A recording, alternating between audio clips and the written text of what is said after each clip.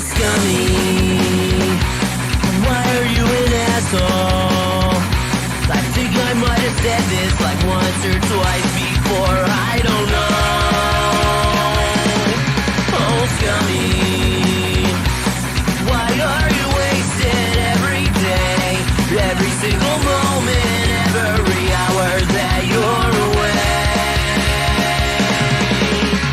I only wish that I had the chance to get it on with Pam Anderson before she lived like my spirit and Danny DeVito, he is my hero. And I'm sorry that I got distracted from what the song's about. Oh, scummy, why are you such a piece of shit? Okay, maybe you're not a piece of shit, and I'm just jealous. I only wish that I had the chance to get it on with Pam Anderson before she lived like my spirit and Danny DeVito.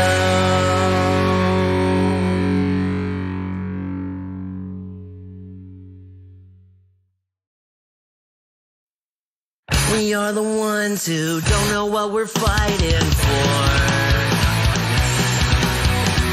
Give us a gun and send us all off to war.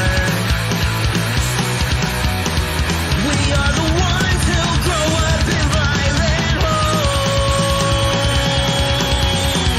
We are the ones who don't know what's right or wrong. I know.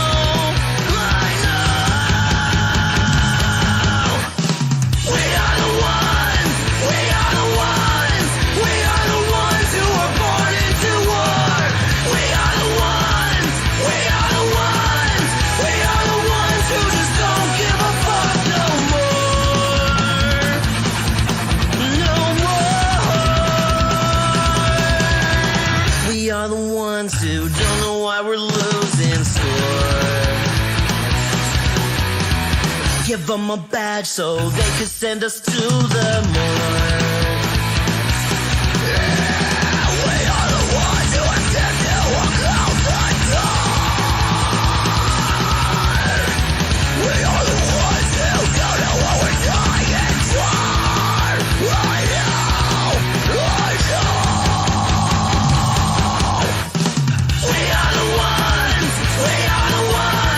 We are the ones who were born into war. We are the ones who just don't give a fuck now. We are the ones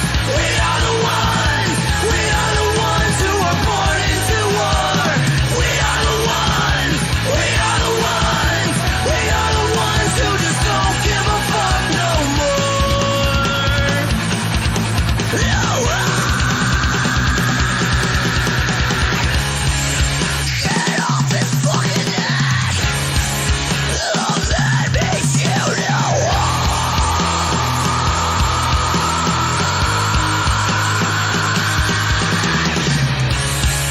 He can't fucking breathe. So that makes you know.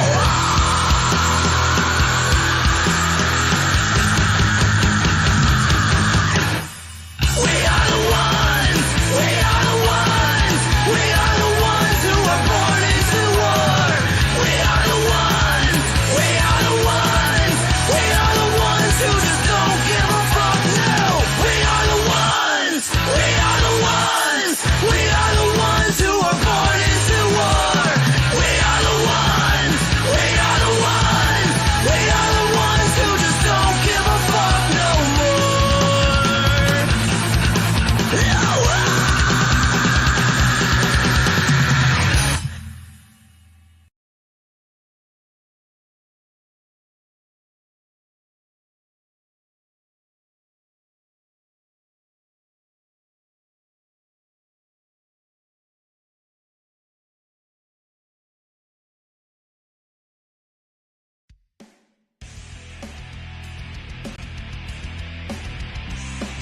Welcome, ladies and gentlemen, to the latest episode of I'm No Joke, your home for all things combat sports, and the place where every armchair quarterback can feel like Eddie Bravo.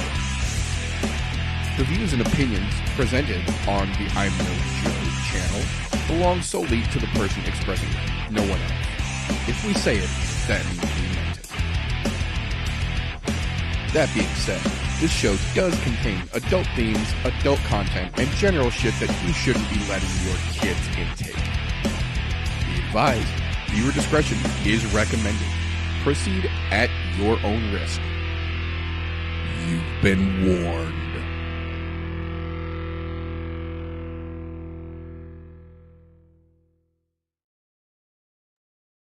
May the 4th be with you, ladies and gentlemen. Nanu, nanu. Welcome, ladies and gentlemen, boys and girls, children of appropriate ages, to the latest episode of the ImNoJoe podcast, the show where every armchair quarterback can feel like Eddie Bravo. Today, as like most days, I have got a glorious panel here with me to break down, get into the shit talking and shenanigans, get into all the fight news and fuckery we have got in store for you lovely folks that is shaking down the pipeline since we saw you last. But first and foremost, before we get into all that fun, gentlemen, how the hell are you doing this evening? Doing pretty fucking good myself. Hope both of you boys are doing good. Sorry I missed everybody last week. I wanted to say I appreciate a little bit of fucking love. People apparently missing me. You know, saying, oh, what the fuck? No Christian, no Kansas contender, you know, Don. Yep. You get what you want tonight, I guess. We tried to keep your spirit alive. We tried to give you a little nod of canon contender from us last week to try and keep the spirit alive for you anyways, but glad to have you back for damn sure, brother. Yeah, appreciate Welcome back, sunshine. You know, I hate to say it, I'm glad to be here, but I'm not glad to talk about what we're talking about tonight. Yeah, no, we will. I promise we will get into the meat and potatoes. As sad of an offering as we've got, we will get to those meat and potatoes. But yeah, it's better than nothing. I will give it that. Not by much, but it's better than nothing. But as we like to say around here, first and foremost, we kick things off with a little bit of news and recent events, interesting things and fight announcements that have shaken down the pipeline since we saw you wonderful folks last. And as usual, we are not doing a recap show this season. At least if cool shit happens, we try and make a point to get a live short video up for you in the moment so you can keep an eye over on the live tab on the ImNoJoe YouTube channel in the moment during the weekend for cool fight shit to happen. That being said, ironically enough, the first couple things we have to talk about this week, much like the last couple weeks, stem directly from shit that happened last weekend. So, first and foremost, definitely a sad offering from the UFC in terms of hangover card, but it was a hangover card, so you kind of get what you get there. That being said, strangely enough, BKFC kind of stole the show last weekend by using almost an entire roster of ex-UFC fighters, including Conor McGregor in the crowd and then subsequently in the ring to help drum up some attention for it. But I will say, I think the biggest person that should be getting attention from last weekend and really isn't is the BKFC cage side physician. The reason I say that, and I will give you an example of why he should be the focus of last weekend's attention. First and foremost, we get Big Ben Rothwell, who is out there with Huggy Bear just throwing fucking mailboxes at each other. Just two gentlemen with sledgehammers for fists windmilling at each other. And at one point, Ben Rothwell's eye has like a dinner fork sized multi-angle cut just flapping in the fucking breeze. The physician looks at it, says he's cool. He goes in there, gets his fucking knockout, and nobody fucking blinks. Cool. We move on from there. Christine Faria and Beck Rawlings Rodriguez get in there, and Beck gets a cut above her eye. Kind of bad. Not the worst, though. We've seen much worse in both BKFC and other organizations. in between rounds, as he should have.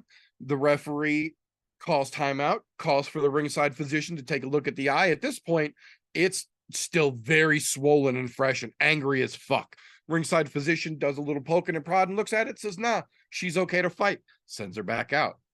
Beck survives another round. Cutman does an even better job. The cut is now starting, the swelling is starting to go down. He's got the end swell working. The cut is almost sealed shut. Referee, again, to his credit, calls for a timeout in between rounds, has the ringside physician make sure she's still okay to continue because it's a decent sized cut. This time, however, the ringside physician looks at the eye, which is, I've gone back and looked at replays. I kid you not, it looked better the second time this doctor saw it than it did the first time, at which point he pokes it once with his finger and immediately waves the goddamn fight off. Dude, that was suspect as fuck. And I hate to say it, but she started finding her groove in that second fucking round. She was starting to pick up fucking steam. I'm not saying the whole world was going to change in the next 2 minutes. What I'm saying is that fight deserved to fucking continue. Way more so even than Diaz versus fucking Masvidal with that New York moron doctor. But Yeah, this was very, very similar in that category of what the fuck are you doing, Doc? definitely not. And it's not even the worst cut we've ever seen in BKFC. It Nowhere wasn't near even the the- first cut and- of the night. Yeah, and they've let other fights continue with way fucking worse. Oh, because she's got a pretty face? No. They know what they signed up for. Don't save the ladies if you're not going to save the fucking men. No, and Get and fucked. to her credit, even Beck was like, "What the fuck, dude?" Like Beck was willing to keep going and walk right over to Faria, and Faria was like, "No, I get it. Like he said it, you didn't say it. Like I get it. Like, but still, there's a point when some of these doctors make some suspicious fucking calls, and again, much like in some very shitty judging decisions, this would all be alleviated if those officials would just make a statement after the fact saying, this is why I said what I said. You don't have to agree with it, but this is what I saw that led me to make this decision so that people can understand. Because maybe he saw something cage side, maybe he saw something inside that cut that we couldn't see on the camera. But from the optics of this situation, that cut looked noticeably better and more managed the second time he saw it than it did the first, and he almost instantly called it off the second time. Suspicious as fuck, I say. I think what bugs me the most about it was in the post fight, because Beck still did post fight. Yeah, she did. And to Yes, her she credit, fucking did. she's a tough broad. Yes, she is. fucking went out there. She said, they told me don't let it get worse. I didn't let it get worse. So I didn't, yeah. And she didn't, to her credit. That second round, she turned on the fucking gas and she was hitting her just as much as she was getting hit. And to be honest, I think she was turning the tide a little bit, but we'll never get a fucking no because dumb fuckery Doc over there thinks that, oh, well, it was good in the first round and now all of a sudden it's fucking terrible. No, it was actually better. The cut wasn't even fucking man bun in her corner. And dude did a fucking fantastic job closing it between the first and the second. And between the second and the end, it was even fucking better. Like that cut man was on fucking point. Like you screwed that guy. Like that guy did a phenomenal job.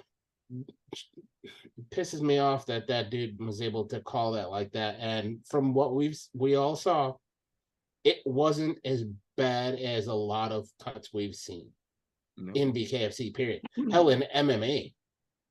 Well, and the same cut man that was working on Beck's eye was the same guy that was working on Ben Rothwell and could barely keep that motherfucker shut. That thing was trying to flap open like a shutter in the breeze, man. But Josh's corner threw in the towel in that fight. The doctor didn't stop that fucking fight, and Josh was wearing it every bit as bad as Ben. Maybe not in the individual cut side, but the corner threw in the towel in that fight. That wasn't a doctor stoppage. But there's even more. There's even more that we've got to fucking talk about here from this fucking BKFC card, because then it follows up from there to the co-main event. To their credit, Eddie Alvarez and Chad Mendez put on one hell of a fucking fight. I think, at least for me, I know a lot of people liked it. I know a lot of people fucking hated it. But one of the things for me, at least during that fight, was at one point, I believe it was in the third round, Eddie was pushing Chad against the ropes and trying to cut the cage off to the left, and Chad was just circling out to the right. Conor McGregor from the fucking audience yells, "Tro the uppercut, Eddie," to which, like fucking clockwork, Eddie Alvarez immediately throws an uppercut, catches Chad, and bounces him off the fucking ropes. Eddie Alvarez immediately points to McGregor in the audience and gives him a quick little fucking nod. That was just absolutely fucking beautiful. For McGregor to show up to watch his kids fight like that and then still be able to help them both, that's good parenting, in my opinion. It's lovely to see. I think the thing I was most impressed with was their post-fight press conference where they were sitting next to each other talking about right fucking there. fishing. Yeah, baby. I was like, fuck yeah. Yeah. No.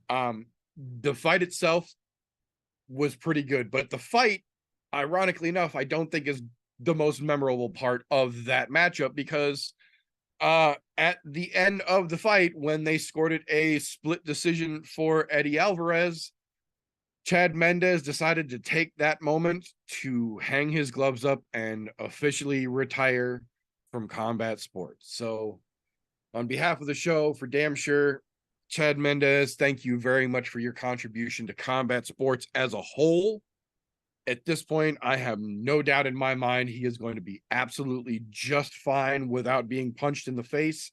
He is going to do just fine financially, has many opportunities here. And again, as we like to say, I would much rather see someone go out on their terms, able to form complete sentences and sign their name legibly, than the alternative. So unfortunately, we won't get to see him fight anymore, but he is still going to be around the sport of mixed martial arts as well. So, yeah, good journey. Good journey, Chad Mendes. To go along with that, one giant fuck you to BKFC.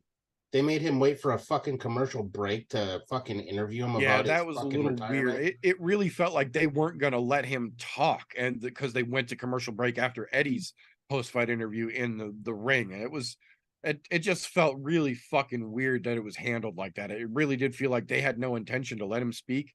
And then during that commercial break, everyone was in Feldman's ear like, what the fuck are you doing?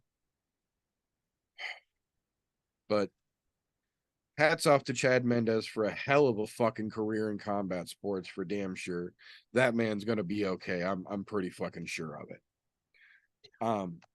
But that'll bring us back to the main event of BKFC, where we once again call into question, what the fuck is this cage side physician actually doing? Because as Mike Perry, to the surprise of very few, beat the shit out of Luke Rockhold, at one point, Mike Perry literally broke one of Luke's teeth off and sent it flying through the fucking ring.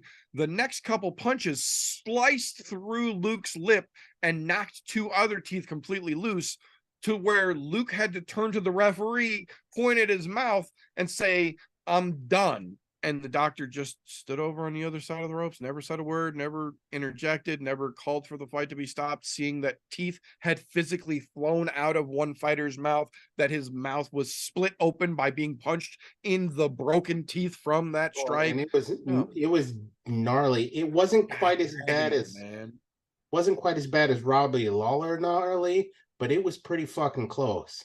It was like Overeem, but on the bottom. Yeah. It was Overeem, but on the bottom. Yeah. So hopefully they get him to that same fucking plastic surgeon that Overeem went to, because 3 weeks later, that motherfucker just had a little bit of a fucking bald spot in his mustache. Yeah, and I'm pretty sure, even though he didn't say it, I'm pretty sure that's the last time we ever see Luke Rockhold anywhere near any sort of fucking competitive martial art event. He actually released a video. It was like a Instagram story that he then turned into an actual video. He said he's not done, but some gloves would be nice next time. Ow. So I don't think that's going to change anything. I think the outcome will be virtually the same, maybe not injury wise, but the end result will probably be the same going forward, unless something drastically changes or he decides that he wants to be an amateur boxer. Yeah, or he's gonna. That's what I was saying. Unless he decides he's gonna go down and start actually fighting in the Amis and do it, the right way, which Luke sure the fuck won't. I don't think it's gonna change much, but we'll see. So the most interesting part of that is that after literally beating the teeth out of Luke Rockhold's fucking head to the point where he had to stop the fight himself, we found out that Mike Perry is now a free agent after putting on his 3-0 ass whooping in BKFC against Luke Rockhold. Dave Feldman actually let Mike Perry announce that he was a free agent instead of locking that crazy motherfucker down in the thing he was very clearly meant to fucking do. Yeah. So I don't know if Feldman just had to write too big of a check to get Connor to show up in the audience or what, but the fact that he openly let Mike Perry go on all night talking about how he's a free agent, but hopefully re-signs with BKFC after that fucking performance. Dude, all right, make this very clear. I still don't like Mike Perry. Right. Don't like fucking period. But that dude was meant for BKFC for bare knuckle boxing. Yeah, that's his he found his fucking niche. He, in my opinion, niche fighter. That's his fucking niche. He's not an MMA guy. There's a reason why we've seen him get fucked up in MMA so many goddamn times. But in a dog fight like that with no fucking gloves, he's your fucking boy. Get in there, let him do work. You didn't want to spend the fucking scratch on him to stay there. That's a dumb fucking move. If I know a certain somebody who is now retired running their own show with bare knuckle, just saying, if Jorge's smart, that's where you get him into fucking bare knuckle MMA.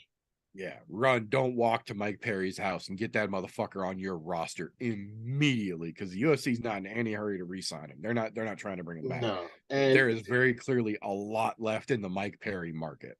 Yeah, and it's in that bare knuckle category.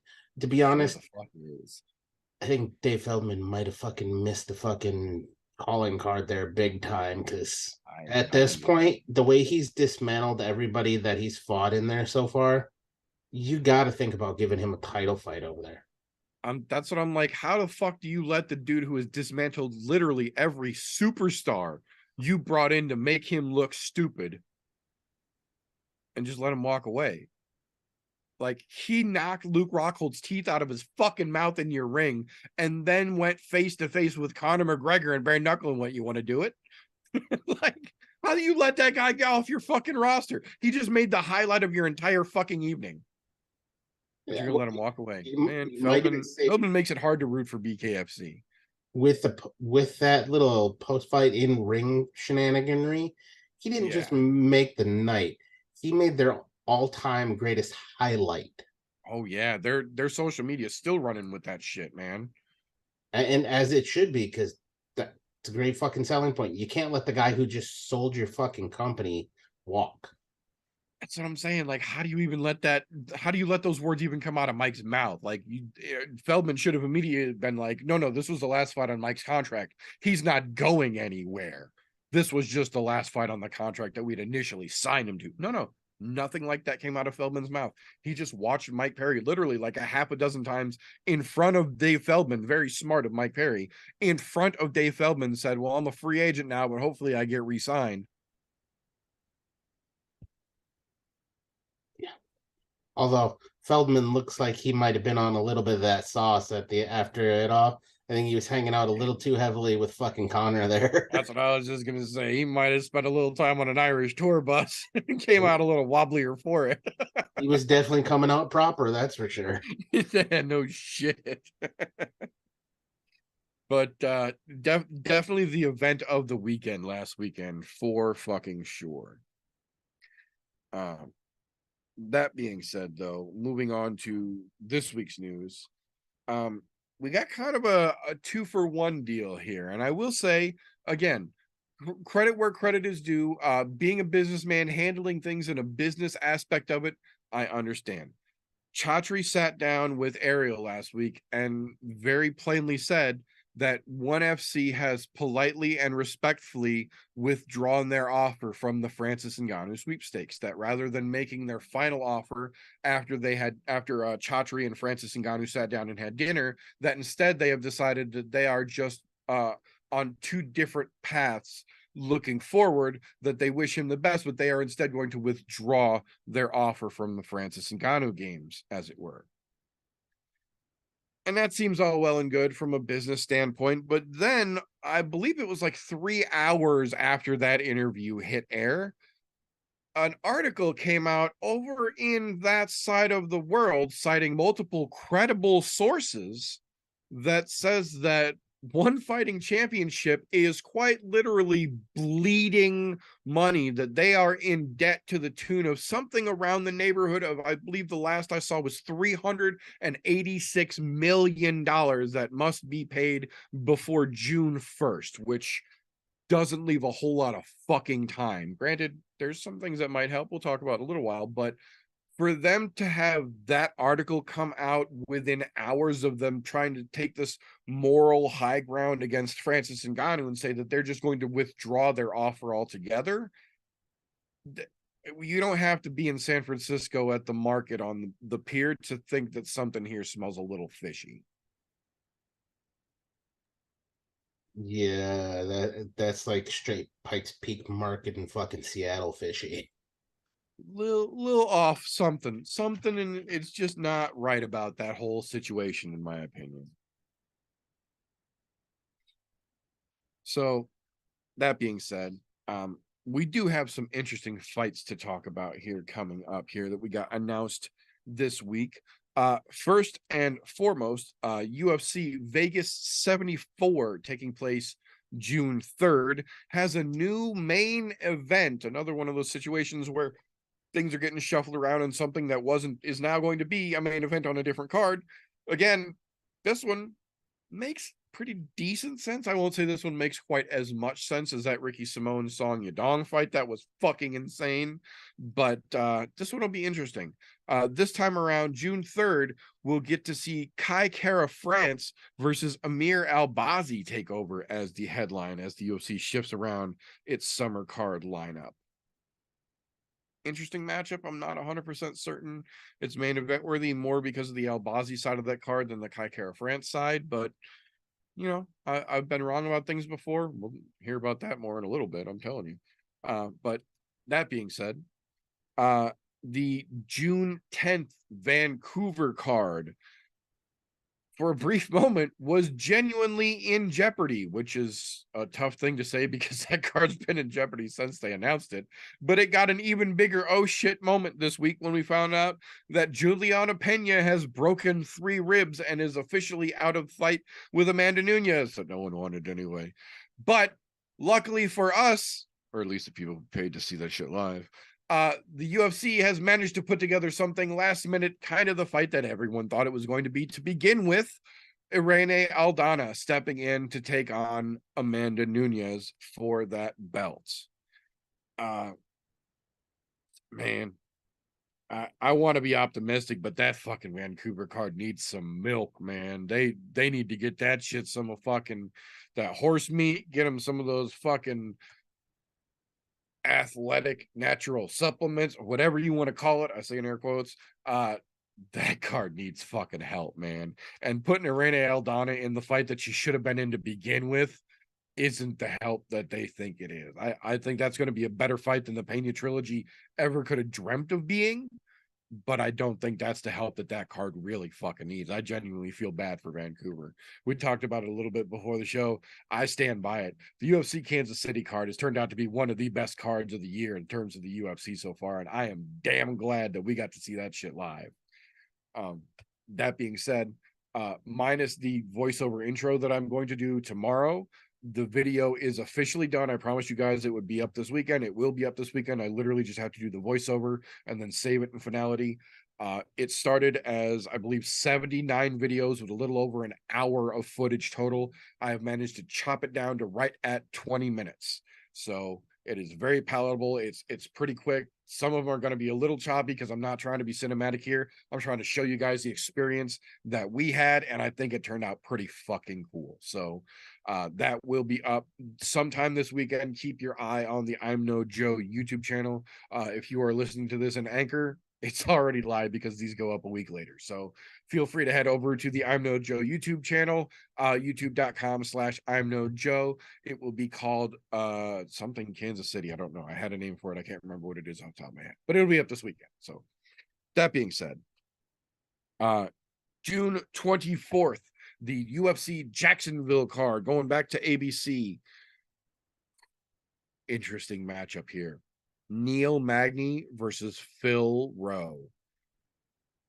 Man, Neil Magny is about running out of dudes to fight at this point to keep himself relevant. They're going to start either demoting him to just permanent gatekeeper status or cutting him loose pretty fucking soon, unless he does something real spectacular in this matchup against Phil Rowe. I don't see a whole lot on the horizon for Neil Magny at this point. We'll see, though.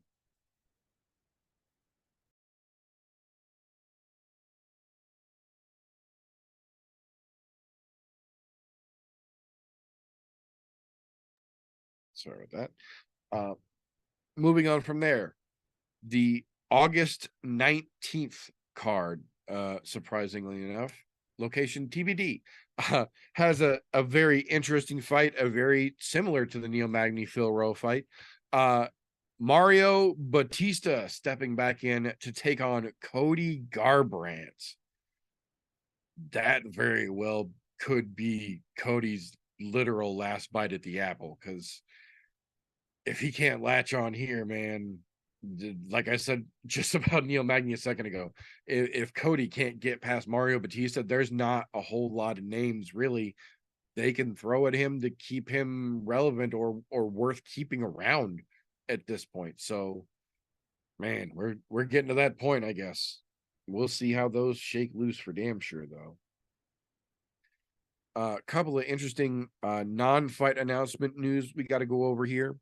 The first one, and probably one of the biggest ones, as of this afternoon, Manny Pacquiao has officially been court ordered to pay Conor McGregor and Paradigm Sports Entertainment $5.1 million for breach of contract. So it turns out they absolutely did have contracts in place for Conor McGregor to box Manny Pacquiao, and it was Manny Pacquiao that backed out of it, not Conor. So it turns out the Irishman really was telling the truth when he said that he wanted to box all the greats and had things in place to get that accomplished.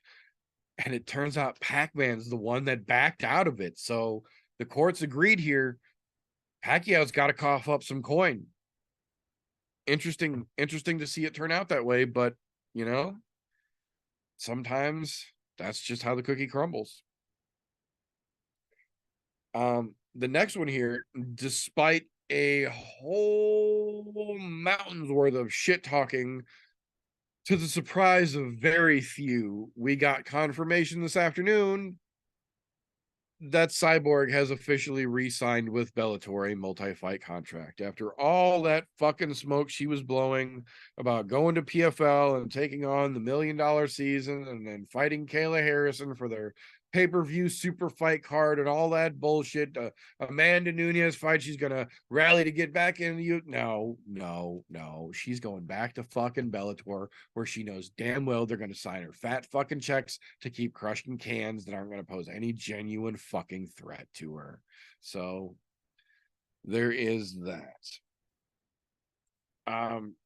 Unfortunately, last two notes for the news segment here are both sad news. The first one, UFC veteran and 29-year-old MMA practitioner Felipe Colares was unfortunately killed this week when he was hit by a fucking bus. 29 years old, man. That's so fucking rough to see. That kid had a decent fucking future ahead of him for damn sure. And unfortunately, not anymore. And that'll bring us to the last piece of news, which sadly is the same last piece of news we have had every week this week in 2023. And unfortunately, I fear might be the last piece every week in 2023. Once again, we have gone another week where Dana White has had zero repercussions for openly slapping his wife multiple times down in Mexico over New Year's Eve. And contrary to what Dana would like to believe, having to live with the knowledge that happened is not adequate punishment, which he himself has said before. So until such time as Dana actually gets some kind of genuine fucking punishment, or we make it all the way to 2024 and that has not been accomplished, I'm going to end my new segment reminding everyone that's willing to listen that Dana White is still enough of a piece of shit that he's wiggled his way through that. That being said, either you gentlemen have anything that I might have missed in news this week?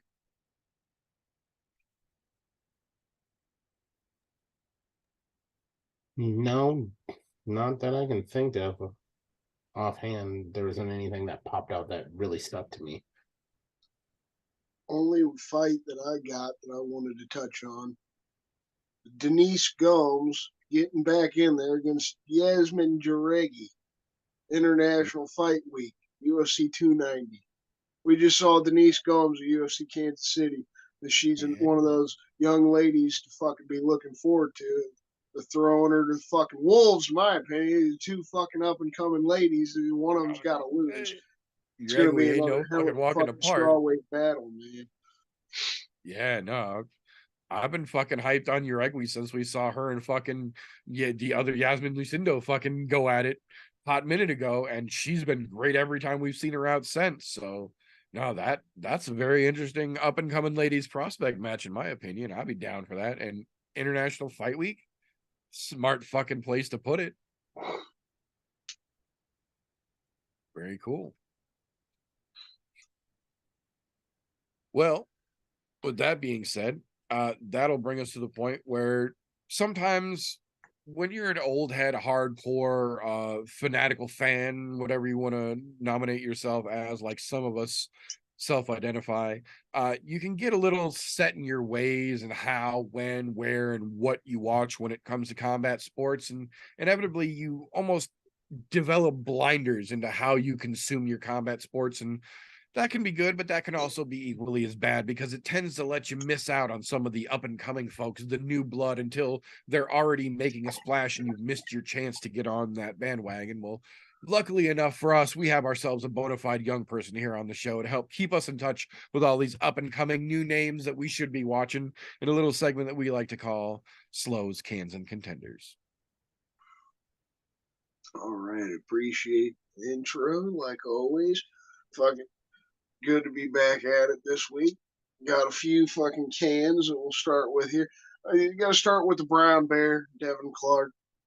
I mean, I like him as a person. I love hearing his fucking dad yelling and fucking screaming during his fights. You know, get your ass up, boy. Quit fucking letting him hit you. You know, that good old shit. He looked good against Eun Jung in his last fight. I'll give him that and give him the respect. He actually looked good. I felt like he definitely won that fight. It wasn't close.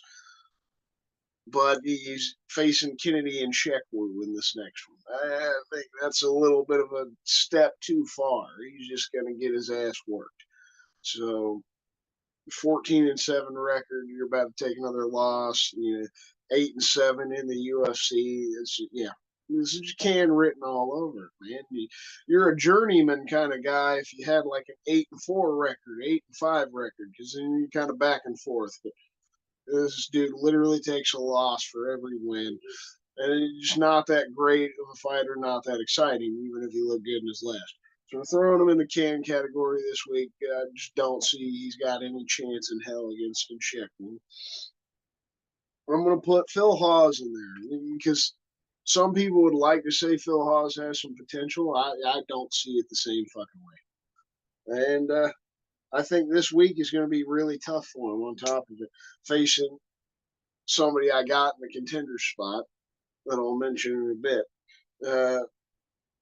Then the last guy I got in the cans, I like him. Another guy I like personally, it's fun to say his name, especially in a Boston accent, you know, Parker Porter. I like me some Parker Porter, but he's kind of a fighter. You know, it is what it is. Yeah, I don't think he's going to have a good time this weekend either. Another young kid, Braxton Smith, 5-1, all 5 wins by knockout. I think he's going to find that chin real quick, real fast, and Parker Porter is going to go to sleep. So you're going to throw him in the cans category this week, even if it's fun to say his name, and he's a fun guy to have in there. You know? So the contenders I got this week, touched on it. The guy that is facing Phil Haas, Ikram Elixirov. I think this kid is maybe not scary good, but serious potential good. 13-1. I think this is going to be his UFC debut, and yeah, he's just going to show that he's a whole different level above Phil Haas. I think that's going to show for sure. Phil Haas is going to look like he shouldn't be in the UFC in this fight. Ikram Elixirov is going to show he's got some potential to do something in his career. So look out for it. An obvious one. This, to me, felt like low-hanging fruit, but I'm putting them in there. Undefeated, 16-0, Movsar Evelev. Would have been better if he got to go against Flat Earther himself, Bryce Mitchell. But I don't know which internet rumor I believe about the purple smudge on his shoulder and the UFC embedded shit. Yeah, I kind of believe that ringworm shit. That maybe that purple shit was some treatment that you'd use for your farm animals for ringworm. From stuff that I've heard, like the James Krause story, jizzing on the floor, cleaning it up with the socks, putting the same socks back on, passing out, going to sleep, and wearing them the whole next day. Yeah, dude's fucked up in many different ways. Can't be backing Bryce Mitchell anymore. I definitely think Movsar was going to fuck him up just like Tapuria did in the last fight. He pussied out. Well, whatever it was, ringworm, your back's hurting. I think Evelev, Lopez, somewhat exciting, 20-5 kid coming in with 18 finishes of those fights. Lost to Dio Anderson Brito in the Contender Series a couple years ago. UFC's giving him a chance in a short notice fight. I just don't see, even if he's got some serious potential, Evelev, another guy that's got serious potential at a level above others, I felt like would have put the beat down on Bryce and put himself in the position to really climb up the rankings. This ain't going to help him climb up the rankings, but hopefully he gets a good fight in the next one. He's definitely going to dominate this kid coming in with 5 days notice. Braxton Smith, I put Parker Porter in the cans, so I'm giving Braxton Smith and the contenders. Really, it's just a young heavyweight kid, 5-1, and all 5 wins by knockout. That's the biggest thing you want as a heavyweight. They're coming in and getting knockouts and all their wins. You got to look out for them. We saw it the other week with Junior Tafa. Wasn't as good as we could have hoped he'd be, but you guys were kind of right. There's always that lesser when it comes to the brothers, but still showed that he's better than Muhammad Usman. And then the last guy I got in the contenders this week, Rafael Estevam, and facing Zalgas Zumagulov. We know Zumagulov is a good veteran, and the flyweight fights are always exciting.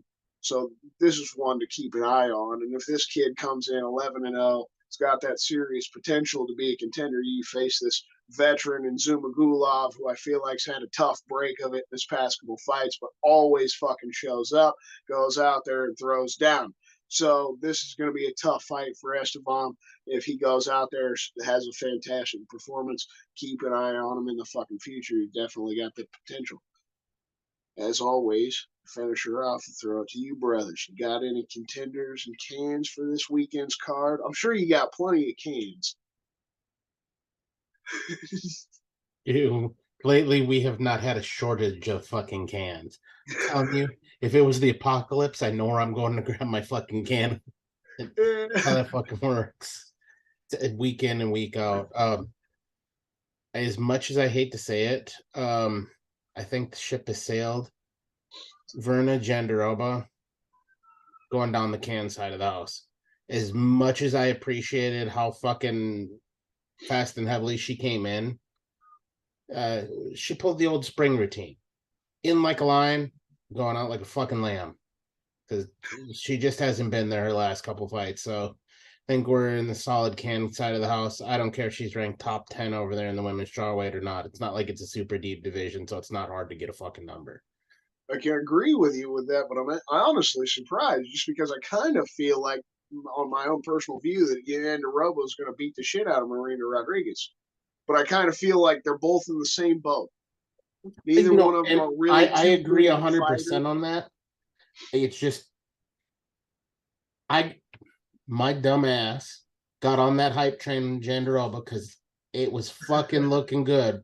Running stations, fucking not picking up anything, leaving no survivors. And then all of a sudden, the brick wall hit and couldn't figure out how to put that sumbitch back on the tracks.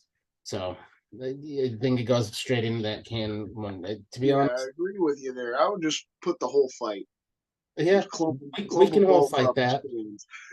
Because Marina Rodriguez is nothing to write home about either. Yeah, I was gonna say I don't think there's anything really posing much of a big problem coming from the other side. I think that's a fair one to put the whole fucking fight in that can section.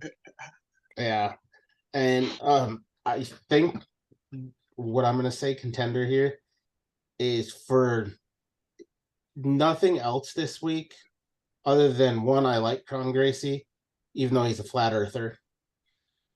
And two, though, he walked out of signing fucking autographs on the fucking posters because Cejudo was in there.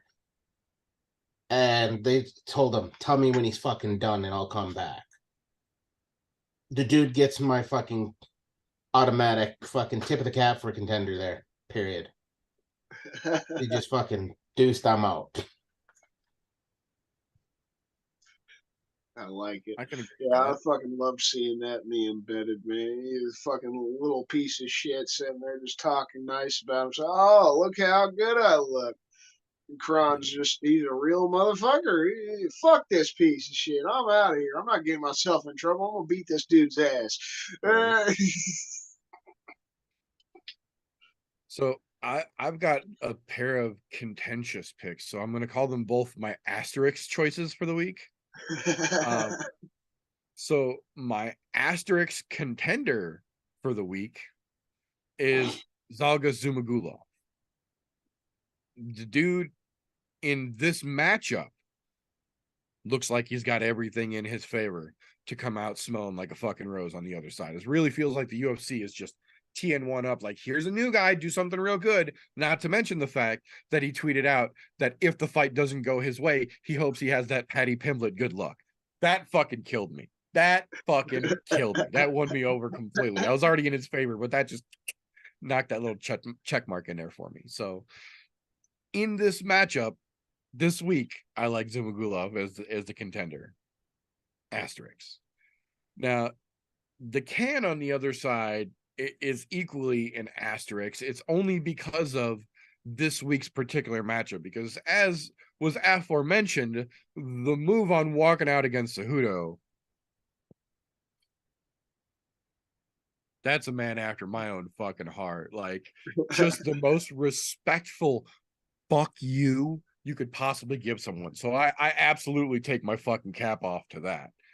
However, between the 3-year layoff and the fact that he's coming back from that layoff against Charles Jourdain, I have a real hard time picking Kron in this fight. And I like Kron Gracie, but man, the odds are not in his fucking favor. And I'm not even talking about Vegas. I'm just talking about fight wise. Like, this is a tough fucking hill to climb for anybody, and I'm just not sold that Kron's ready to make that fucking hike yet. Well, I can be on board with that too. As much as those go both sides of the fence, that is definitely one where you can definitely say, yeah, 3 years and Charles Jourdain in front of you, it's tough, but rough. He gets my nod just for walking out on fucking Cejudo. That's what I said. But that's what I said. Before I even went through, I had to fucking make a point to say, hats the fuck off. That is fucking class act, and I absolutely respect the shit of that move. But man, Saturday night is gonna be a hard time for him, I feel.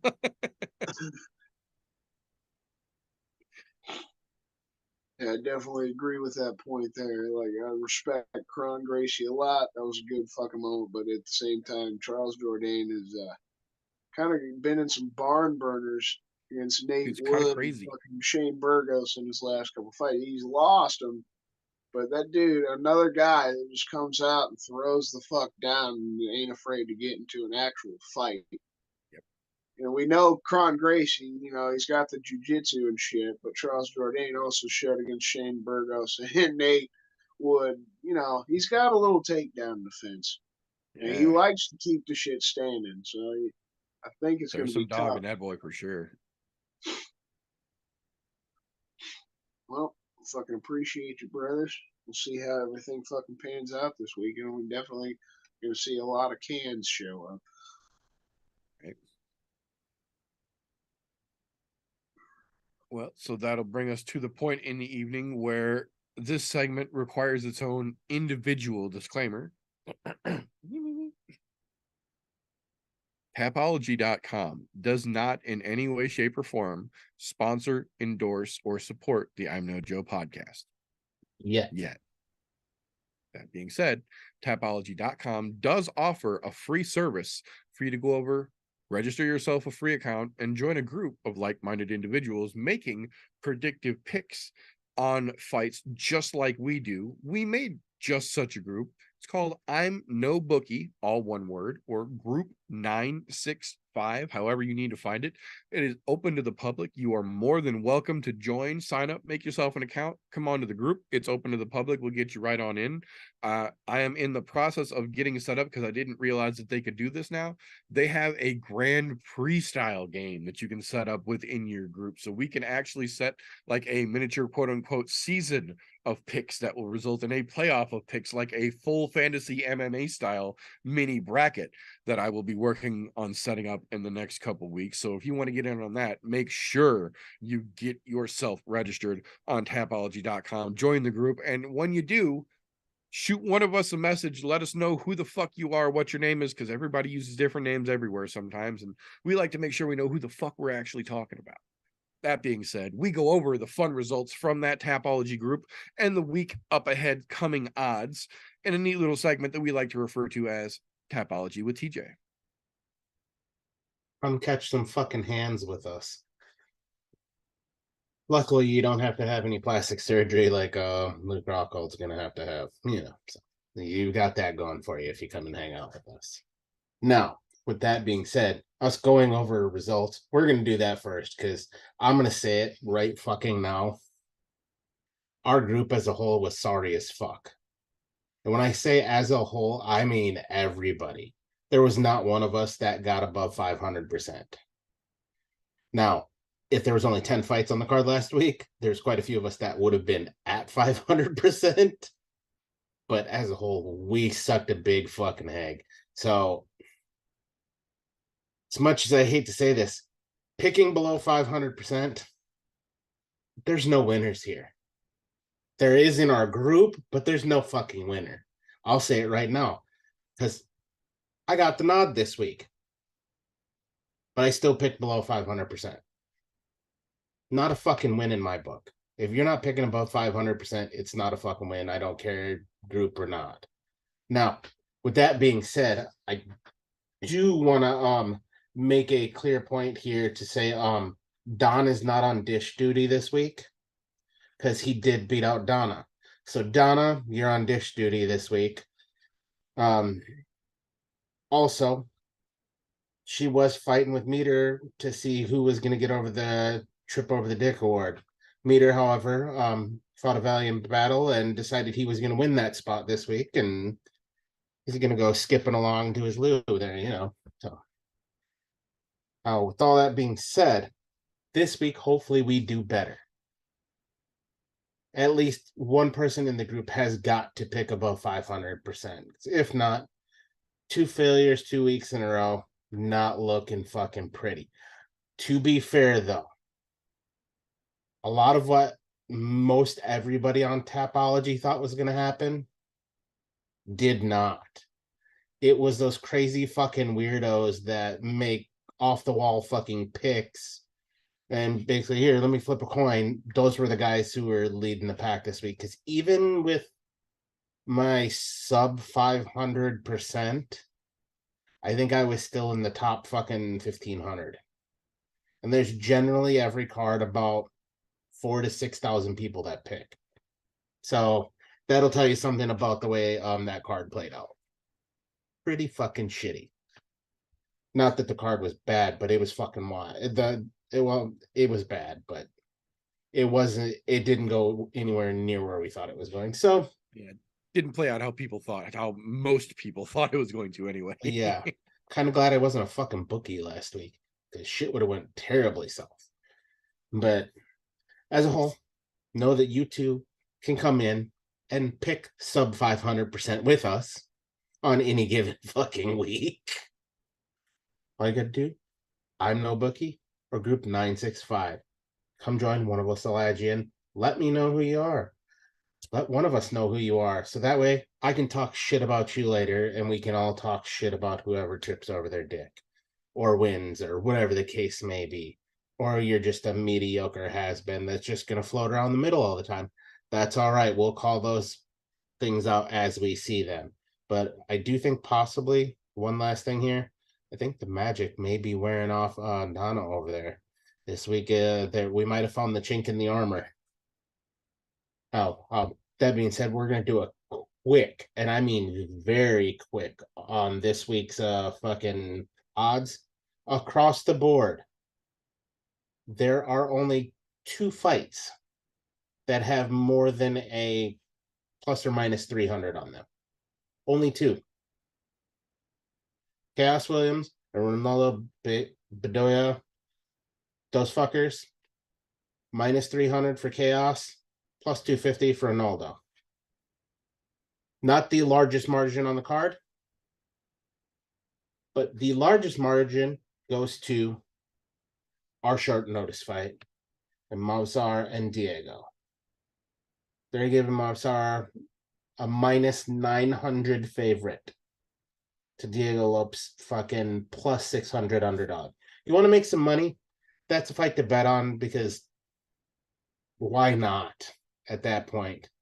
A guy on fucking, was he 3 or 5 days fucking notice, something like that, coming in, pretty wide fucking margin there. You can make some money on that. Chances are you Kid probably does have 18 finishes of his 20 wins too. So yeah, I'm saying it's something that's possible. Do I see it happening? No, I don't think Diego takes out Mobsar, but there's a chance. there's a There's a good chance. chance. So He you're finishes saying there's a most of his fucking fucking chance? wins. So, you know, if it's ever gonna fucking happen.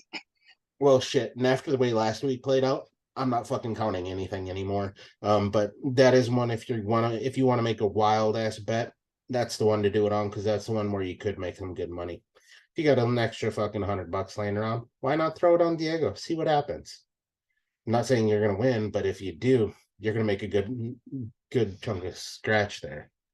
But everything else across the board, to include the main event, fuck 50-50 coin flips. Cejudo Sterling, they literally have it fucking dead even at BetMGM, a minus 105 and a minus 115. So it's literal coin flip. And you're pretty close with Bilal Muhammad and Gilbert Burns in the co-main event at a minus 125 for Burns and a plus 105 for Bilal. Weird, considering Gilbert Burns is taking that on short notice. But as a whole, everything else, pretty much 50-50 coin flips across the board. Nothing to write home about. Again, I've been saying it the last couple of weeks. Either the fucking UFC is doing a great job of fucking doing matchmaking, or because of all of the fuckery we've seen in the betting world, the matchmakers are afraid to give any wild odds, except for in cases of 3 to 5 day fucking short notice fights. So here we fucking are. I'm sorry, betting's not fun anymore. But, what are you gonna do? But maybe that'll play into how you make your picks when you join the ImNoBookie group. Don't trust it. Don't fucking trust it, because that shit ain't gonna work out how you think it's gonna work out. That's all I got this week. We'll see. Hopefully, this week plays out a little more stable, so all of us can get above 500%. No shit. Here's to hoping, right? So, that being said, that will bring us to the point that, unfortunately, if you're only listening to the all audio version of this, you won't notice. But those of you who are tuned into the video version on youtube.com/ImNoJoe will know at this point by the terrifying GIF that is now rolling across the screen in front of us that this is the point where friendliness goes out the window. This is the point where things get a little competitive and we go head to head in a thing we call the pit. This, ladies and gentlemen, is where we go 1-on-1, mano y mano. 2 men enter, 1 man leave in a thing we like to keep somewhat friendly, but only to the extent of entertainment for your sake. The pit, boys and girls, 1-on-1. And this weekend is a good one. We have got a card to talk about for the pit. Before we get to the pit, though, I will say there is punchy kicky besides the UFC. So if your satiation cannot be filled with just UFC, tomorrow night, if you haven't heard, ONE FC is making their United States soil debut in Colorado with Demetrius Johnson versus Andre Moraes 3, not to mention Stamp Fair Texas in there, Sage Northcutt coming with the ONE FC crew, and Rod Tang is going to put on a show for the Colorado folks. So do not miss out on that if you have the opportunity, kicking off at 6 p.m. Central tomorrow night on Amazon Prime. If that's not really your thing, though, there is something a little, I'll say, not quite as highbrow that you can also feast your sensations about tomorrow evening, kicking off at 7 p.m. Central Time, will be Game Bred Fighting Championship 4, Roy Nelson versus Dylan Kleckler, bare knuckle MMA. So while it might not be the biggest promotion in town, there are some recognizable names on this card stepping in to do bare knuckle MMA under that Game Bred Fighting Championship logo. But that being said, this weekend is all about UFC 288, Sterling versus Cejudo. And with a card that big, we've got to give you a pit match worthy of that bigness. So the bigliest match we could come up with, folks, we're doing this. And if I'm competing, I can't be asking questions. So that means, wait, this one. There we go. This guy is taking the wheel. Hands off.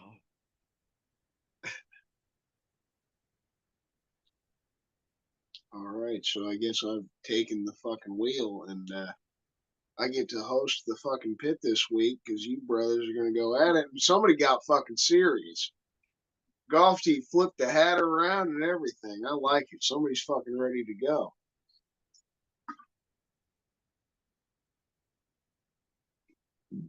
Mouthpiece. All right. So, just because golf tee's so ready to go, how about we start with you? Just go round one. Start with you. As we normally do, right? We'll start off asking, what's your overhyped fight, right? The what the fuck situation, like we like to say. What's the fucking fight on this card that just shouldn't be in the spot that it's in, or shouldn't be there in general? All right, easy peasy. I'm gonna skip the fucking low-hanging fruit here because there's an obvious low hanger. But one that I've heard more about this week than I fucking really want to, Jessica Andrade and Yan Xiaonan. I don't give a fuck about Andrade. She has not been relevant for a while. And to be honest, I don't see her being relevant anytime soon. This is not a dig at Yan Jonan at all. But why do they still put Jessica in these fucking better spots than she fucking deserves? She's sitting in the people's co-main event. That is not something that's going to get me hyped for the fucking co-main. I can give you that 100%. In fact, that'll probably be the time where I go and fucking rub one out in 15 minutes, or go grab a fucking drink, make some popcorn, take the kid to the movies.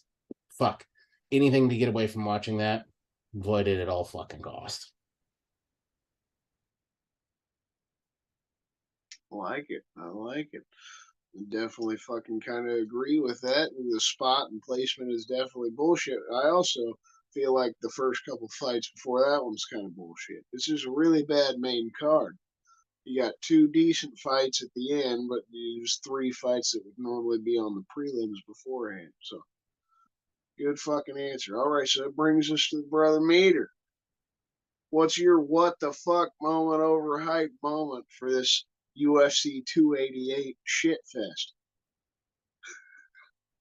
So I've got to say, I think it's something about the spring weather that's bringing the nostalgia out in everyone, because in the last week alone, we got a trailer for a Twisted Metal video game TV series on Peacock, which seems terrible. We got a trailer for a Gran Turismo video game movie, which looks even worse.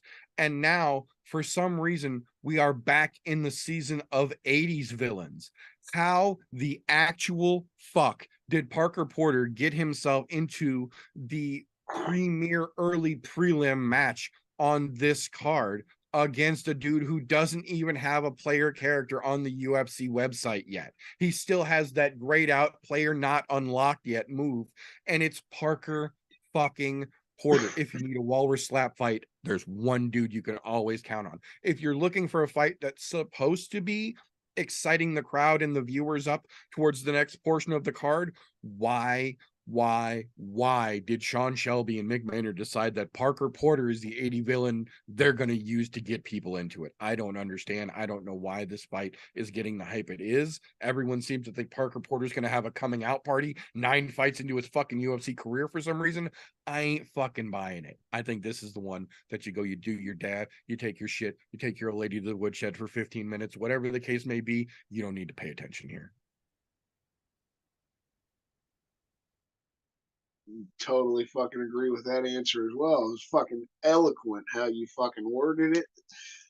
Fantastic. Yeah, Parker Porter, you know, like I mentioned on the Cans and Contender segment, it's fun to say his name, especially in the Boston accent, you know, Parker Porter. But I don't feel like he deserves to be in the UFC anymore, even if there's some fun to be had. They're more like a BKFC kind of guy. If you can hang with that kind of a fight or a fight circus kind of thing, yeah, that'd be fun. But yeah, I agree with both of you. But I'm gonna on this first round, I'm gonna have to give the point to the brother Golf Tee, just because of the fact that Parker Porter's fight at least is on the fucking prelims, even if it's the premier early prelim. The only placement you could have better is being the first fight of the night, right? So I'm gonna give it to Golf Tee just because the placement of the Andrade and Xiaonan fight is off. That fight should be on the prelims. You're gonna move the Matt Favola and Drew Dober fight up there. There's a couple other fights that'd be fun. The Chaos Williams, you know, there's some other shit there you could have fucking put on a main card when you're kind of lacking on some actually entertaining fights. First round goes to Brother Golf Tee. We'll move on in the second fucking round. You know, they flip the side of things. So the what the fuck or overhyped moment. What's the most exciting fight on this card to you gentlemen? What's the, you know, shit you'd call for your mom, your dad, anybody that's never watched some MMA before? Hey, get your ass in here. You got to fucking see this, and try to get them on to it. So we'll flip that coin as well. Meter, you get to start this second round. Okay. So on this one, I think this is actually part of why Parker Porter makes me so fucking angry, and that early premier prelim spot, because if you just look to the next chunk, the actual premier prelim fight, Drew Dober versus Matt Frivola. I don't care if you've been watching the UFC since either of these gentlemen made their debut, or this is the first UFC event you've ever seen in your fucking life. Sit the fuck down in front of whatever screen this is taking place in, because these are two gentlemen allergic to boring fights. They both break out in punches, and it's gonna be fun no matter how the fuck it shakes loose. I'm putting my fucking penny down for those two boys. Fucking love that answer. That's definitely one of the fights I'm looking forward to the most. It's going to be a hell of a fucking time for sure. Those dudes are allergic to fucking boring fights.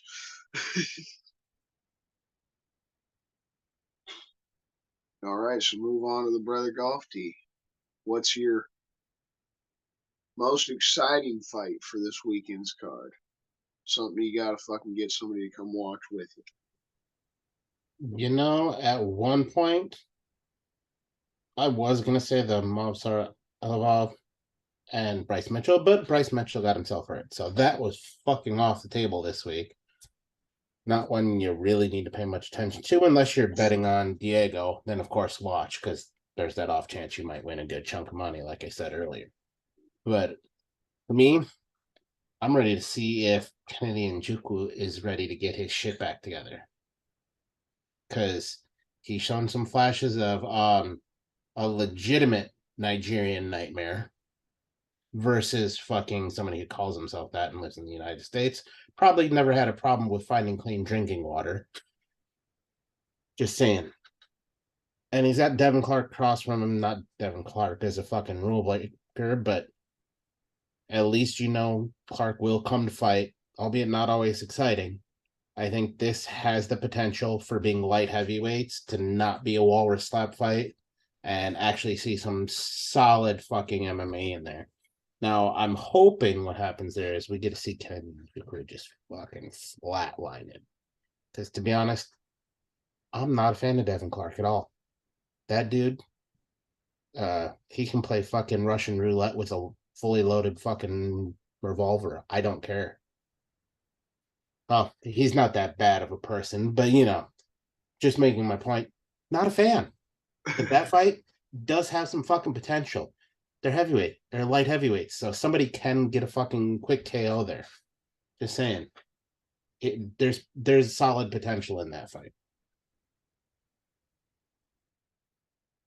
All right, I like the fucking answer as well. I'm definitely on that side of Kennedy Njoku whooping some Devin Clark ass, and that'll be a fun fucking time. But it'd also be nice to see Devin Clark get after it a little bit like he did in his last fight against Dylan Jung. We'd definitely have something exciting on our hands.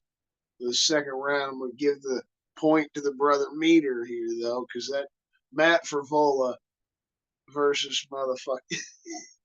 Oh, man, that fight's going to be fantastic.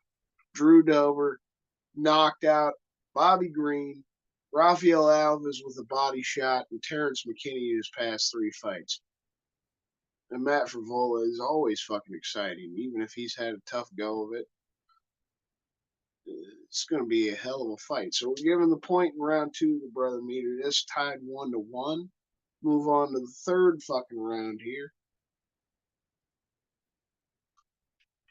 Brings us into what we like to start out with, you know, the co-main event before we get into the real fucking action, if you will. This to me is the one I'm more excited about than the latter. But co-main event, what do you guys think's gonna fucking happen? Switch it back over to golf tee. How do you think co-main event's gonna break down this week? This, to be honest, will be the most exciting fight on the fucking card, in my opinion. I honestly think that this is where you're going to get the best bang for your buck on the entire fucking card. I didn't want to use it earlier because it seemed like a fucking cop-out answer, low-hanging fruit. Again, not touching the low-hanging fruit this week. But this one is going to say a lot of, we already know who gets the next title shot because they fucking made it public in fucking press conferences. So either Burns is getting it or the bully, Bilal Muhammad, one of the two. Now, the way I'm seeing this play out, I like Gilbert Burns a lot, but I don't think he gets it done here because we've got a highly undervalued, underrated Bilal Muhammad who's been looked over multiple fucking times in this division. We've already seen Gilbert Burns get his shot at the belt once. I think where we're at now, we see Bilal Muhammad come out, get another stoppage victory like he did in his last outing. I think Gilbert Burns coming off of that short, is it 2-3 week turnaround now? It's gonna be a rough because unfortunately fighters when they're training, they have peaks and lows. He peaked right at the right time in his last fight out there against fucking Masvidal. Not that that was a hard fight, but I think we saw his peak there, and he might be in a bit of a lull, and you can't have that with Bilal Muhammad, especially being as he was able to train and eat outside of fucking Ramadan. And for him being a fucking Muslim fighter, even when he's had fights during Ramadan, he wasn't eating all day, and we've seen him put on great fucking performances. So now knowing the dude's got a full stomach and able to train hard, it's hard to say fucking no to Bilal, man. I think it's time that the bully comes in, and let's take this back to the MTV days, brings the bully beat down. So I think we see Burns walk away with an L and Bilal walk away with a title shot. Slightly surprised with that answer, but I'm fucking excited about it. For sure, I'm fucking stoked on both of these dudes, and this is the most exciting fight for me as well because they're both taking it on 2 weeks' notice. Cutting the weight, still making it to 170, getting promised a title shot if they fucking win, and showing absolutely that every fighter has the ability to short notice, boom. Like the UFC can do this, fighters can do this, like top ranked, good fighters can be put in this position on very short notice if they lose a fucking fight on a card.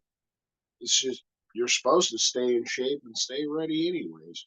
You know, and I love this fucking shit from both guys. I definitely fucking love your answer there, Golf T, because I'm personally on the other side of things. I guess I'm still undervaluing Bilal Muhammad. So then we'll swing it over to the brother Meteor, see where you lie on this one. How's the co-main event going down?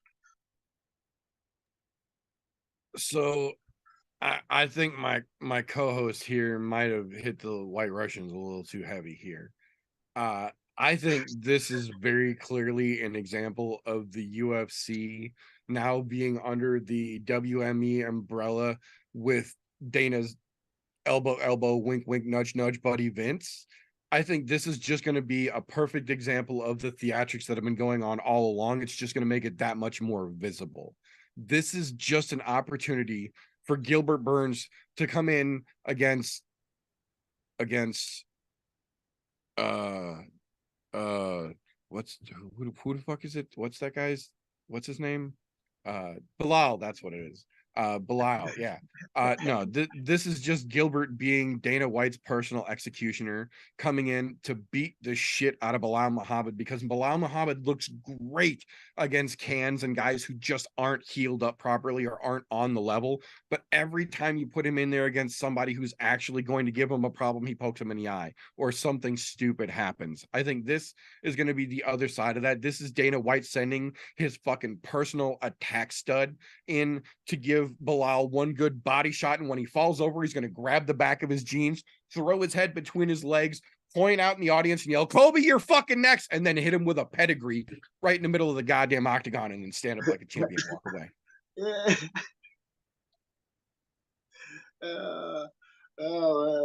That's fantastic shit. I absolutely fucking love that. If we got to see that, that's definitely the best thing we've seen since UFC Kansas City. Doesn't top it still, but shit. Yeah, Somebody's got to play the heel.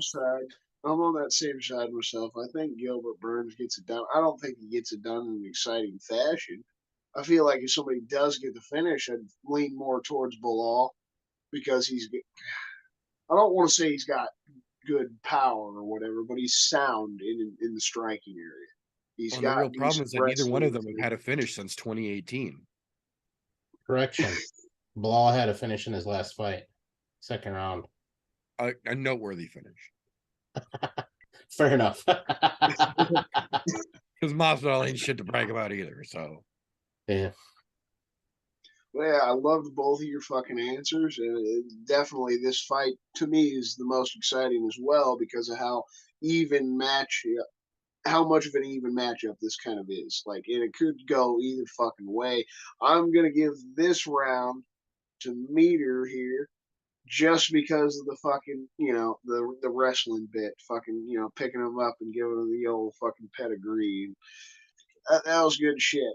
If Gilbert Burns did anything like that, it'd be fantastic. Like, just, obviously, probably not going to do that because he'd get disqualified. But actually getting that takedown, picking Bilal up like a sack of potatoes, just throwing him down to the fucking canvas, that'd be fucking great. And not that I hate Bilal Muhammad. This is it'd almost something be worth the about his DQ. corny ass. It would It's almost like be worth the Henry DQ, Cejudo. in my opinion. Like, you're going to get DQ, but it would almost be like, ha, bitch, and then walk away and still be the winner. But yeah, him and Henry Cejudo, they're just so corny. Aljamain Sterling too. They could all of them get stone cold stunned. Be a good day for me. All right, so I mean that was a good fucking third round there. Let's move on to the fourth round. It brings us on to the fucking main event, right? Got to talk about Aljamain or Al Jiz Lame as Henry Cejudo's been saying. How do you boys think this is going to go? Who do you think's going to win? What do you think's going to happen in the main event this weekend? To throw it to you, Meter.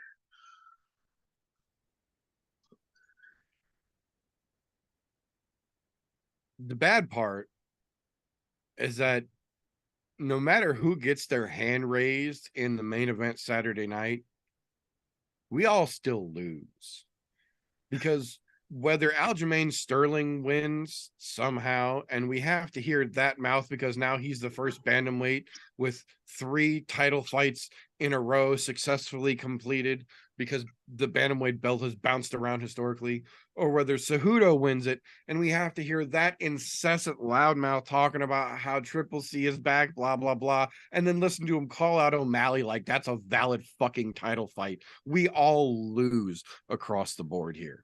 The bad part is that I think this is going to be another one of those examples that we've talked about a lot recently, where despite Aljamain having good jiu-jitsu and having put that on display several times even recently, Henry Cejudo is a very good wrestler. And 9 times out of 10, when high-level wrestling competes against even world-class jiu-jitsu, the wrestling negates the jiu-jitsu because they're not thinking submission. They're just thinking about position, and it works better in MMA in this context. And I don't want to fucking see it, but I have a feeling that this is going to be one of those situations where Triple Cringe is going to be able to out wrestle Actormain, and then we're all still going to lose. But I think at the end of the day, he's going to get his tiny little arm raised. Yeah, that's what I'm afraid of this weekend. I feel like it's going to happen mainly just that their attitudes. One guy actually seems confident about the situation. One guy seems a little star dazed, whether he's like too much respect and looking up to Henry or he's actually a little scared or worried. I'm also worried that this fight will be boring and it'll just be a little roll around, hold them down to the ground, hug fest of a fight compared to we could see an actual exciting stand up striking battle because Aljamain's got some crazy unorthodox striking to him. We know what Cejudo did a few years ago when he fought Dom. So we'll throw it over to you, Golf T. What do you think's going to happen in the main event? To take a page out of Matt Stone and Trey Parker's book, this is the epitome of making your choice between a giant douche and a turd sandwich. There's no winners here. This one. It's, I will say both of them can play Russian roulette with a fully loaded fucking revolver. Fuck them both. And let's take it up one more level. And as Meter said fucking the other day, it's the one time we may all be wishing for a double knockout. Credit where credit is due, sir. But we all have to make a choice. And I don't want to make a fucking choice. It's that fucking bad. We've already seen Cringe Hudo come out with the fucking baby shit already, kicking pillows, because, you know, the king of cringe is fucking back. Then you have an Aljamain Sterling who thinks he's fucking John Jones when he's really not. It's an ugly look for the UFC in the bantamweight division right now. Yeah, you've got a fucking Olympic gold medalist on one side and Aljamain on the other. Either way, nobody wins here. And I hate to pick sides, but I think it's the one time that I'll say I'll root for Henry over Aljamain, because I hate Aljamain more than I fucking hate Henry. Because I know what kind of dumb fuckery Henry's going to pull. We already know what kind of stupid cringe shit he's up to.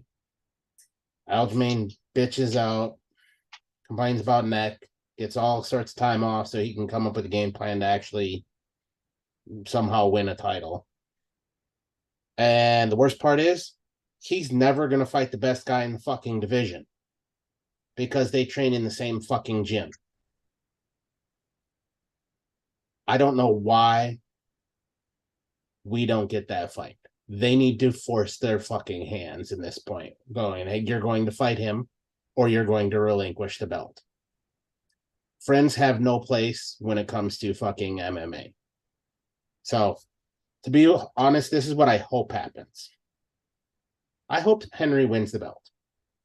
Not because I want to see him as champ and have to listen to his dumb shit, but so that way we can see Rob come in there, fucking wreck Cejudo, and force Aljamain out of that fucking division. That is the best possible outcome we can hope for at the end of the fucking day. And put him another weight class up where he'll never see the fucking light of day. That's the best fucking possible outcome. Both of them, go jump in front of a bus before the fucking fights happen. Let's just leave it as Bilal Muhammad and Gilbert Burns is the main event. Love that fucking answer, brother. You have fucking tons of fantastic and hilarious points, especially the giant douche turd sandwich fucking comparison. Follow-up question. Who's who? Who's the giant douche and who's the turd sandwich? Giant douche, Aljamain Sterling, turd sandwich, Henry Cejudo. All right. It's the only way it can be, because you can't call Henry a giant anything. Yeah, no. Fucking miniature fucking. It's like a micro machine. It was good shit from the both of you boys there. Fucking tough go of it. Not a very exciting fight, but you guys threw some laughs in there and made it the best you could. I'm gonna throw the fucking point here to the brother golf tee, just because of all the hilarity, the fucking, and then the point of I just don't want to choose. Love that. It's not that I can't choose. It's so even matched. I'm on the fence about it. No, it's I don't want to choose. I don't like this. I don't want to see it. It was fantastic. That's what won you. I've been possibly floating the idea of not choosing on this fight in the ImNoBookie group, just because I don't fucking like it. Like, I'm floating the idea. Can I beat everybody without picking that fight? I think I might take the challenge on this weekend just to see what happens. Bold strategy, Cotton. Bold strategy. Probably won't pay off, but it'll be worth it. So if anybody watching can fucking, do a little bit of math, golf tee winning that fourth round ties us up. It's fucking 2-2. That brings us into that ultimate fucking fifth round. Winner take all situation. Who's going to come out on top? So I don't have a question myself off the top of the nog. So do you have your clipboard of sticky notes? We can just, ask one of you gentlemen to pick a fucking little number, get the sticky note, and we'll have the question for the fifth round here. Random. That's how it's got to be. It's got to be random question, nothing about this weekend. I know that, but I don't have nothing off the top of my nog. There are 7 notes on the post-it notes of death board that we can absolutely take from.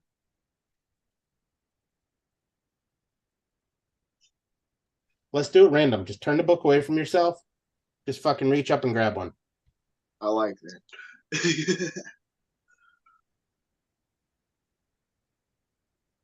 Beautiful. All right.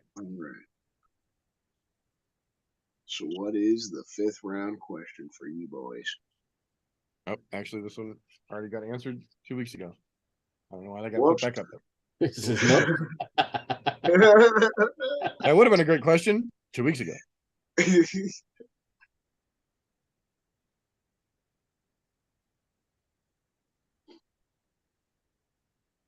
There we go. Okay, this one has not been answered. So with this one.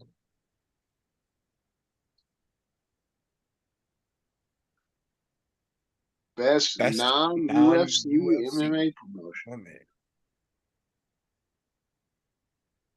All right, that's a good fucking question. So since Meter started the last round, you can go first, Golf T, unless you want to hand it on over back to Meter. Let him go first again. I'll let you take the choice.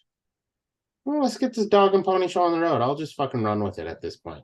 All right, so in your mind, what's the best non-UFC MMA promotion out there? What I will say, in my opinion, I fucking love one, whether they're in debt to their fucking eyeballs or not. The fact that you get every type of fucking fight, from kickboxing, MMA, straight grappling events, they cover the fucking gamut. How can you not love something like that if you're a true fucking fan? Not to mention, how many times are we going to sit here somebody yelling Chatri's fucking name because he's giving bonuses for fucking everything? It's no wonder they're in fucking debt. But you know what? It's fucking exciting. And to be honest, if you're not excited about tomorrow night, and knowing that it is very well possible it might be Mighty Mouse's last fucking fight ever, possibility is pretty goddamn strong that win, lose, or draw, those gloves come off at the end of the fucking night tomorrow. You gotta be a one fan. Anybody who likes any sort of combat sports across the board, you get a little bit of everything. Now, don't get me wrong, it's not quite as crazy as fucking Fight Circus where you really get fucking everything. But as far as sanctioned MMA is concerned, yeah, sanctioned fighting, one's got it hands down. I'm not saying they're the best promotion out there, but they're the one I love the most. And when I say best, I mean best in the category of just covering fucking the gamut. It's fucking great. You're seeing a lot of great people over there, and you're seeing a lot of crossover events too, which is fucking great as well. All right, good fucking answer. Good fucking answer. Definitely excited for tomorrow night. So way to fucking plug that. And true too. I'm worried about it, but at the same time, it makes sense.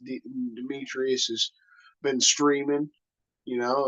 Probably making a good bit of fucking money just playing video games and shit. He's got kids and a wife. He probably at this point wants to be home, take care of his boys. Well, that, and knowing that he said he's going to probably continue to do jiu-jitsu because his kids are taking part in that now and going to jiu-jitsu tournaments, we know we'll still see him, but not to the same fucking level, which is kind of a bummer. He'll be retired from the MMA community. He might even still compete with one. I would think, like just some jujitsu matches. Like maybe we'll get that Mikey Well, Musumeci fucking matchup that he's called out for a couple times now. I like the idea of that, but I don't think so. Just purely on the fact that he said he wants to spend time with his kids because they're in that age category now where having him around and then having to go do training camps and go overseas to fucking go do a grappling match with one. I doubt it unless they're going to have regular events in the U.S. I doubt that we see him in one anymore either. I definitely agree. I think his kids are the top priority. So yeah, everybody, if you're a fight fan, you gotta fucking check out ONE FC tomorrow. So Meter, to answer the random sticky note, the last fucking question, what is the best non-UFC MMA promotion in your fucking eyes? So the temptation to take the low-hanging fruit and spread the gospel of John Nutt and give the apostate his proper due praise, all hail Fight Circus. I'm not going to go that route. I wanted to, the urge was there. I'm not going to go that route though. I will say credit to my opponent. ONE FC is a wonderful organization, and tomorrow night is going to be a spectacular matchup, whether it's DJ's last match or not. That being said, one of the main reasons I was going to say Fight Circus is the reason I'm going to use my backup answer in place of Fight Circus, and that is the Professional Fighters League. They are the only single numero uno, one organization, professional on the planet right now who had the balls to say the 10-point must system, the whole every fight makes every fight matter. It's not the same. Every other sport we watch has a season and a playoff and then a championship. Why doesn't fighting? And they answered that by implementing their weight classes, their seasons, and then adding $1 million per weight class to the prize on top of the belt that you get. And now they've also got a separate superstar pay-per-view organization, or a part of the organization rather, that aside from the non-traditional fight regiment that they've got in terms of an actual quote unquote regular sports season, they've also got the super fights that everybody wants in the Fighters League, which is what makes it even more exciting and proof that they are the best non-UFC, because now they are about to add to that superstar pay-per-view roster one Francis Ngannou, who's going to come through and clean fucking house in the smart cage. You'll get to see how fast he punches guys. You'll get to know how hard he hits these guys before they go unconscious. And you'll get to see in real time, metrically, how far across the ring they fly when Francis Ngannou punches someone. And if that's not fight statistics you're interested in, why are you watching this podcast? Fucking love it. Fantastic fucking shit. Absolutely fucking loved it. Well, I agree with both of you, man. Fucking PFL, honestly, they're doing a lot of good things, and if they actually lock down Francis, it's going to be huge for them. I don't think there's any controversy in saying this, though, that I think this last and final round and the winner of this pit matchup has to go to the brother, Golf T. Just for the simple point, he's completely correct that ONE FC covers all aspects of MMA. So if you're a true fan of MMA, it is literally one of the best, not just aspects of giving you everything, but the production value is fucking insane as well. It is a fantastic thing to watch. It is always entertaining in every aspect. But the biggest reason that I'm leaning towards Golf T in this win, PFL, like I said, doing big and exciting things. If they get Francis, fantastic. But they've associated themselves with the one motherfucker, well, one of the motherfuckers that we refuse to actually name or fully talk about on this podcast. It's going to get his ass beat in August by Nate Diaz. The motherfucker has partial ownership of the PFL, is on their promotional team and will potentially fight for them one day, which just makes me want to vomit. That somebody actually gave this motherfucker some money and gave him an opportunity to be a part of their business and potentially fight in MMA. It's a fucking joke. He just got his ass beat by Tommy Fury in his last fight. We all knew it was a fucking joke, known it's a fucking joke. So it's the only real reason I had to fully lean towards Golf Tee.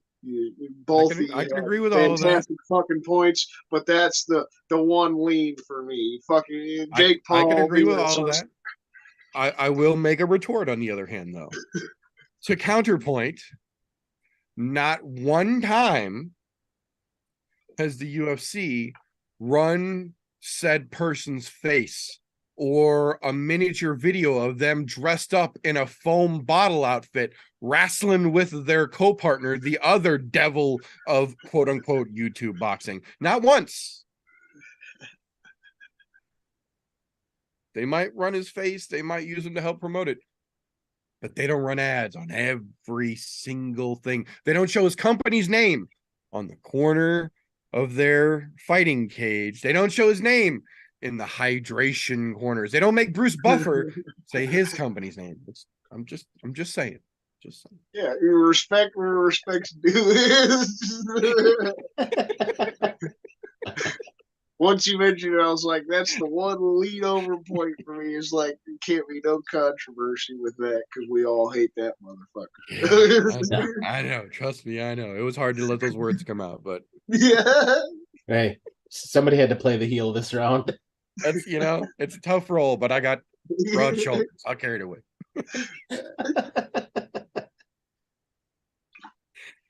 Oh, good shit. Good match, sir. Well played. Hats off to you, sir. You're a gentleman and a scrotum.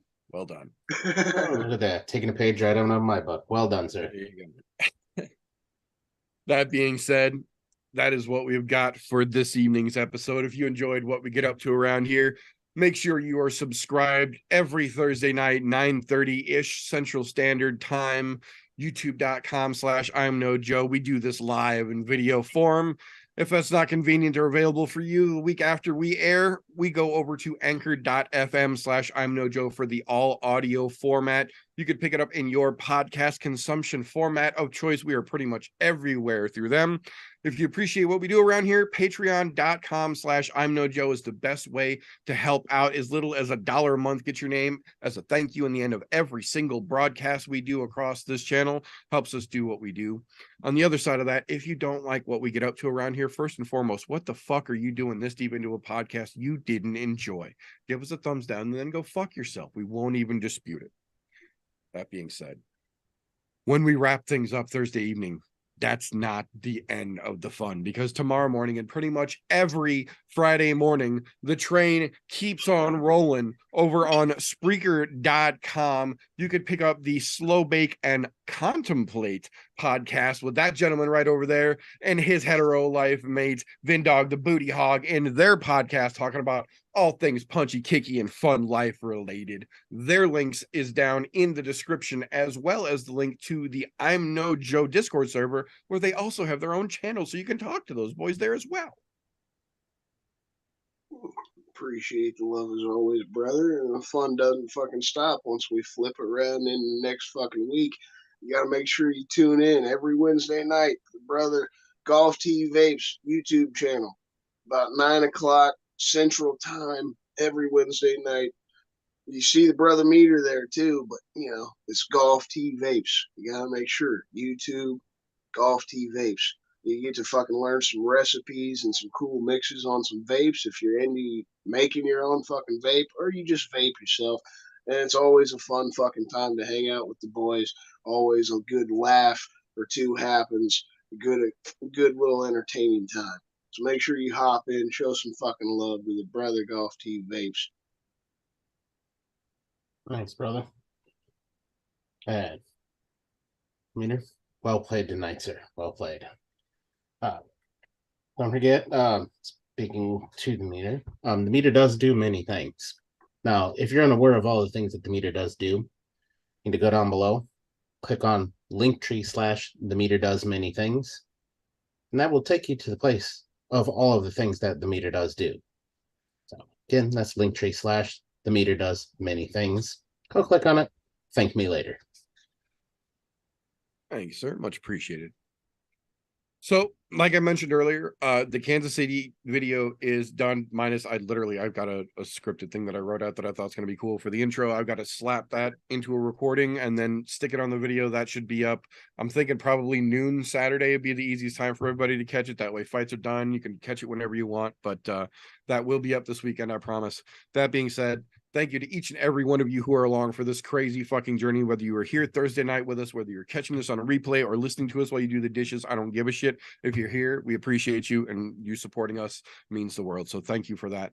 That being said, that is all we've got for this particular episode. So remember, folks, until next time, don't let ignorance stop you. You can root for anything. May the fourth be with you. Oh, do you gentlemen know what the average temperature of a tauntaun is? Lukewarm. I was coming for it.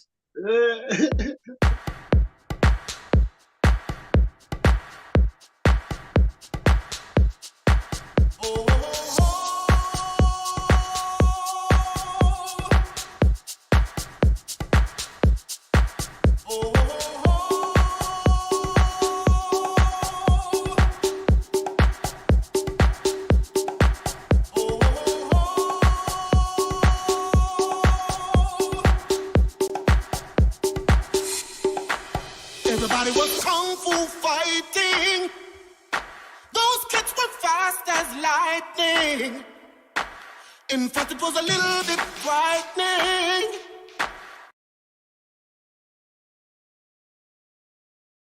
How do I say goodbye to what we had? The good times.